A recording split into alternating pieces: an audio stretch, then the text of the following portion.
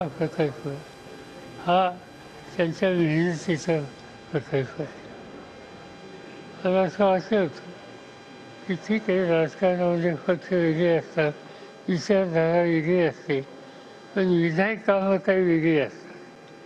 हे विधायक काम असतं आणि विधायक काम करणाऱ्या व्यक्तीच्या संबंधी प्रधानमंत्री चार शब्द जर चांगले बोलले असते, त्यांना प्रोत्साहित केलं असतं, तर ते शोभून दिसलं असतं. पण प्रत्येक ठिकाणी मग हे डाव्या कम्युनिस्टांचे आहेत का उजव्या कम्युनिस्टांचे आहेत का आणखीन कोणतेही आहेत असं जर कुणी मनात ठेवलं तर विधायक काम करणाऱ्या लोकांना प्रोत्साहित करण्याची जी भूमिका हवी आहे तर ती या ठिकाणी बघायला मिळत नाही आणि ही काही गोष्ट चांगली झाली नाही. याच्याशिवाय एक गोष्ट चांगली झाली, हजारो लोक त्या ठिकाणी आले.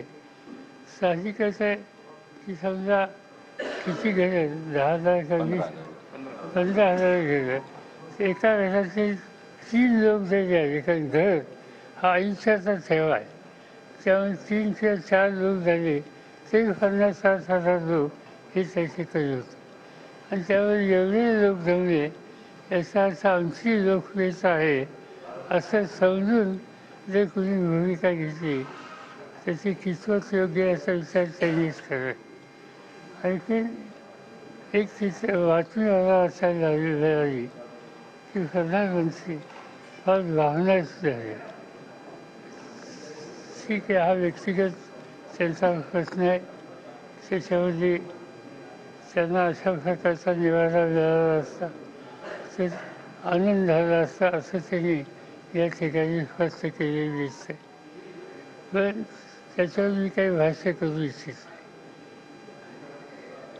नाही. एका बाजूनं निवारा तो देण्याच्यासाठी ज्यांनी कष्ट केले ते याचा विचाराची आवश्यकता होती आणि दुसऱ्या बाजूनं आज या देशातल्या सर्वसामान्य लोकांच्या समोर विशेषतः तरुणाई जी आहे त्यांच्यात असलेली बेकारी, सामान्य माणसाच्या कुटुंब चालवायला त्रास होणारी महागाई, या दोन प्रश्नाच्या संबंधी कुठेतरी ओझाचा उल्लेख त्यांनी केला असता तर मला असं वाटतं की ते अधिक योग्य झालं असतं.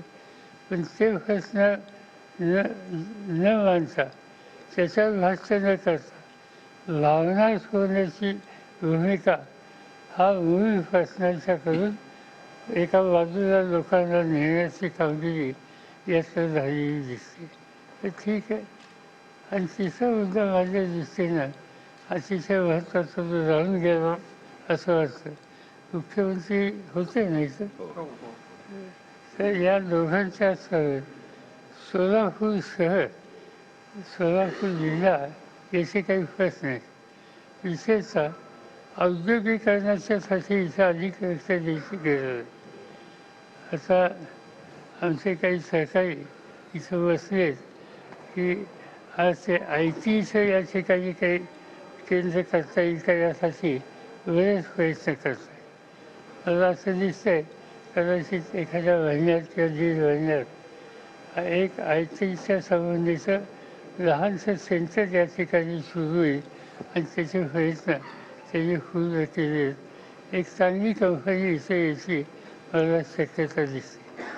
प्रधानमंत्री, मुख्यमंत्री, पालकमंत्री यांची ही जबाबदारी आहे की सोलापूर हे एकेकाळची औद्योगिक नगरी, कष्टकऱ्यांची नगरी, आज इथल्या जुन्या काळाच्या ज्या मिल होत्या त्या सगळ्या आता बंद झालेल्या आहे. नवीन काहीतरी उभं करायची गरज आहे. आज पुण्यासारख्या ठिकाणी 40-50 हजार तरुण सोलापुरातून त्या ठिकाणी कामाला येत. एवढा मोठा प्रमाण तरुण आहे सोलापूरच्या बाहेर कामाच्यासाठी जावं लागतं आहे. मला असं वाटतं की त्या औद्योगिकरणाच्यामध्ये अधिक लक्ष देण्याची आवश्यकता आहे. इथं औद्योगिकरणाला त्या औद्योगिक क्षेत्रात काम करणारे, कष्ट करणारे कामगार लागतात. इथं कामगारांची संख्या प्रचंड आहे, त्याची काही कमतरता नाही आणि म्हणून त्याच्यामध्ये लक्ष हे अधिक द्यायची आवश्यकता होती, पण त्याही प्रश्नाकडं त्यांनी बघितलं नाही. आणि त्यावेळी ठीक आहे, प्रधानमंत्री आले, मुख्यमंत्री आले, अनेक मंत्री आले आणि गेले. त्याचा इतर भल्याच्यासाठी फरकामध्ये काय पडलं याचा विचार केला तर त्याचं काही समाधानक चित्र या ठिकाणी दिसत नाही. दादा साहेब, रोहित दादा पवारांवरती देखील आता ईडीची नोटीस जी आहे ती त्यांना आलेली आहे. यापूर्वी आपल्याला देखील अशी नोटीस आलेली आहे. काय नक्की कशा पद्धतीचं राजकारण सुरू आहे? कारण आधी हे तुम्हाला आली, नंतर आता रोहित दादांना आली, म्हणजे अनेकांना असं आहे की अनिल देशमुखांना आज टाकले, सामनाचे संपादक संजय राऊत त्यांना त्या ठिकाणी टाकले. आता अनिल देशमुखांचा आरोप काय होता? एका शिक्षण संस्थेला देणगी घेतली, त्याची 100 कोटी 75 कोटी. चौकशी केल्याच्या नंतर त्यांना तुरुंगात टाकलं, त्यांना 6 महिने आत टाकले. आणि त्याच्यानंतर ज्यावेळी केस कोर्टात गेली कोर्टात आणि कोर्टाने त्याची छाननी केली, तर त्यावेळी लक्षात आलं की त्या शिक्षण संस्थेला एकाने त्याची 50 लाख का 1 कोटी देणगी दिली. आरोप होतं काय 100 कोटीचा. आणि शेवटी कोर्टाने ताशेर वाजून त्यांची सुटका केली. पण त्याच्यासाठी जो माणूस गृहमंत्री होता त्याला 6 महिने आत जावं लागलं. तीच गोष्ट संजय राऊतांची. तुम्ही कोणी काही लिहिलं असेल तर त्याचा राग हा कुठं तरी कुणाचं तरी बांधकामात काहीतरी तुमचं लक्ष होतं असा एक आरोप करून त्यांना त्या ठिकाणी आत टाकलं. अशी कितीतरी उदाहरणं आहेत की आज ही ईडीचा वापर ही या सरकारचं हे हत्यार विरोधकांच्या संदर्भात वापरायचं कायमचं दिसतं. मला ते नोटीस दिली आणि ज्यावेळेला मिळाल्या नोटीस दिली तुम्ही आत्ता येतो, आता आलं सगळे हात धरून काही घेऊ नका आणि नंतर काय झालं माहिती नाही. अशा अनेकांना नोटीस दिल्या. तुम्ही हल्ली दर आठवड्याला एखादी तरी बातमी तुम्ही छापता की फक्त विचारले नावाचे एक आमदार कोकणाचे, त्यांच्याकडे हे झालं. आणि याचा अर्थ एकच आहे की सत्तेचा पुरेपूर गैरवापर करून त्यांच्या विचाराशी सहमत नसलेल्या घटकांना ज्ञानाच्या माध्यमानं नाउमेद करायचं, दहशत निर्माण करायची हा आत्ताच्या या सत्ताधारी पक्षाचा कार्यक्रम आहे. आणि त्याच्यातूनच जी काही नोटीस आली असेल ती नोटीस त्यातनंच आलेली, दुसरं काही नाही. आणि त्याची काही चिंता नाही. पुढची भूमिका कशा पद्धतीने सामोरं जाणार आहे पक्ष म्हणून रोहित? प्रश्न एकट्या रोहित दादांचा नाही, सगळ्यांचा आहे की ज्यांचे रोहित दादांचा नक्की आहे, पण त्याच्यावर इतरांचाही आहे. आणि याच्यासाठी शेवटी कोर्टात लढणं, वास्तविकतेचं मान्य, ही भूमिका आमच्याकडनं केली जाईल आणि जाते. साहेब, खरं तर पूर्वी ईडी हे ग्रामीण भागात फारसं माहीत नव्हतं, शहरी भागातही माहीत नव्हतं. मात्र आता ग्रामीण भागातल्या लहान मुलांना देखील ईडीचा लहान मुलं एकमेकांना ईडीचा धाक दाखवत आहेत. अगदी तालुक्याच्या नेत्यांपासून ते राष्ट्रीय नेत्यांपर्यंत ईडीचे नोटिसांचं सत्र सुरू आहे. अभिजित दादांना पण वेगळ्या पद्धतीने करण्यात आलेलं आहे. तुम्हाला सांगितलं ना की या आयुधाचा संबंध राजकीयदृष्ट्या वेगळी मतं मानणाऱ्यांना नाउमेद करणं, तिचं दहशत निर्माण करणं, याच्यासाठी हा वापर करणं हा कार्यक्रम चालू आहे. याच्या आधी सरकार होती, त्यांच्या काळात नरसिंगरावच्या काळात मी त्यांच्या मंत्रिमंडळात होतो, आम्हाला कधी ईडी माहीत नसतं. त्याच्यानंतरच्या काळाची ग्रहण बघितली, देवेगौडाचं बघितलं, गुजरातचं बघितलं. या कुणाच्याही कालखंडामध्ये हे चित्र नव्हतं, मनमोहन सिंगाचं नव्हतं. आज सातत्यानं एकच पक्ष सत्तेवर आल्याच्या नंतर या आयुधांचा वापर करतो आहे. शेवटी लोकांच्यातच जावं लागेल आणि या प्रवृत्तीला विरोध करावा लागेल. इंडिया आघाडीचं लोकसभा निवडणुकीसंदर्भात तिकीट वाटपाचं सूत्र कसं असेल राज्यात? साधारणतः असं आहे की आम्ही एक कमिटी केली. त्या कमिटीमध्ये राष्ट्रवादी काँग्रेसकडनं जयंत पाटील आणि हे आपले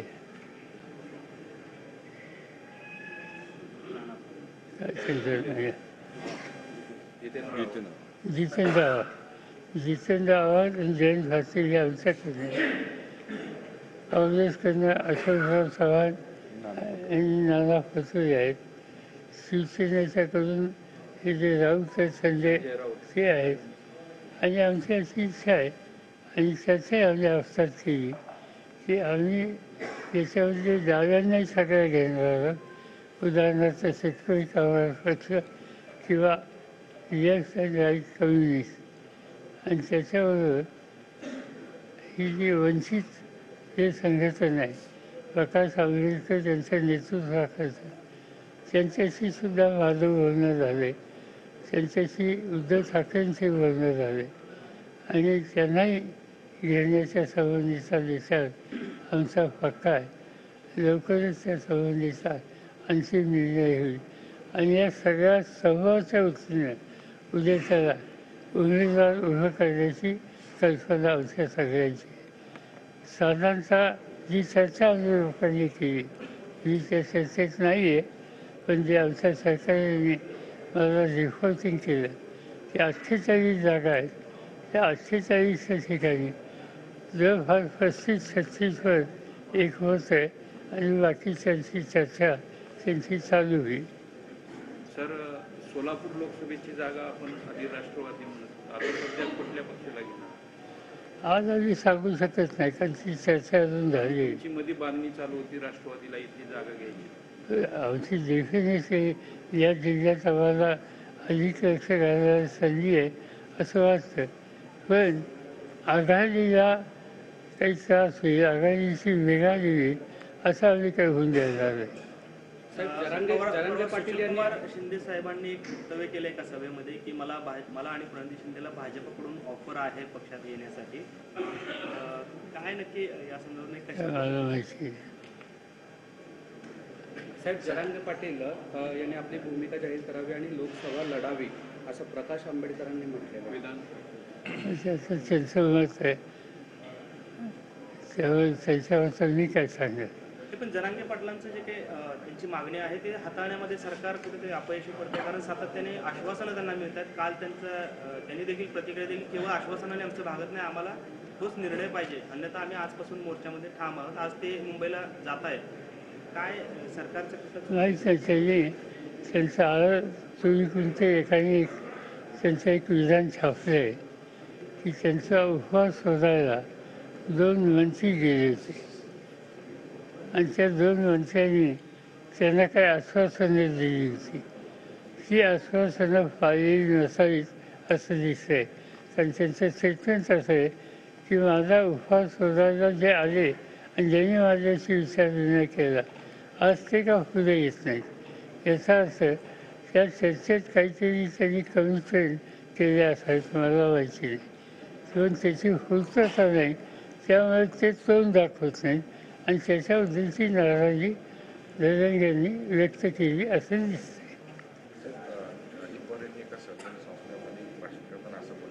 अजित पवार यांनी एक सहकारी संस्थेच्या कार्यक्रमात भाषण करताना असं बोललंय की वयस्कर तरुणांना संधी देत नाही.